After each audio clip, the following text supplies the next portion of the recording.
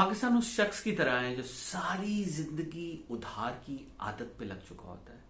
जिसकी कमाई कम और खर्च ज्यादा होता है, और बाहर वाले उसकी इमदाद कर करके थक गए होते हैं, और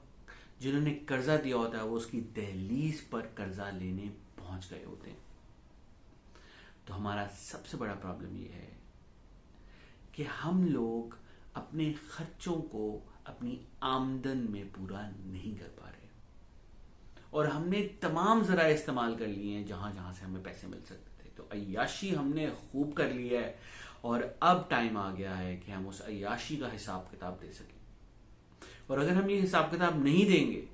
और अय्याशी का बंदोबस्त कहीं ना कहीं से IMF के लोन के थ्रू या किसी और तरीके से होता रहेगा, तो हम मुस्तकिल बीमार ही रहेंगे और इस बीमारी से नहीं निकल सकेंगे।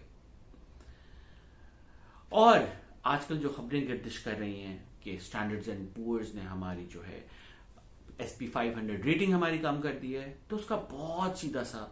एक प्रिंसिपल या असूल है, उसका सीधा सीधा असर ये है कि हमारी फॉरेन डायरेक्ट इन्वेस्टमेंट, यानी कि वो लोग जो समझते थे हम यहाँ पे पैसा लगा के बिजनेस कर सकते हैं, यहाँ से कुछ आमदन के जराए निकाल सकते हैं। देखिए जी, हर कोई पैसा देता है तो वो हम पे इसलिए तो नहीं देता कि हम उसको, हमसे बड़ी हमदर्दी है, वो इसलिए भी नहीं देता कि हम उसके बहुत प्यारे या चहीते हैं। हर किसी का एक अपना मफाद होता है, और हर किसी के पास वो कैपिटल के ऊपर गेन्स लेने का, यानी कि हमसे उसके ऊपर अपने पैसे को बढ़ाने का एक सेल्फिश इंटरेस्ट होता है। तो हमें जो भी पैसा मिलता है, एक तो हमने वो वापस करना है, और दूसरा उन लोगों ने उस पर कोई ना कोई पैसा कमाना है, वरना वो हमें पैसा क्यों देंगे? इंज तो नहीं ना होता।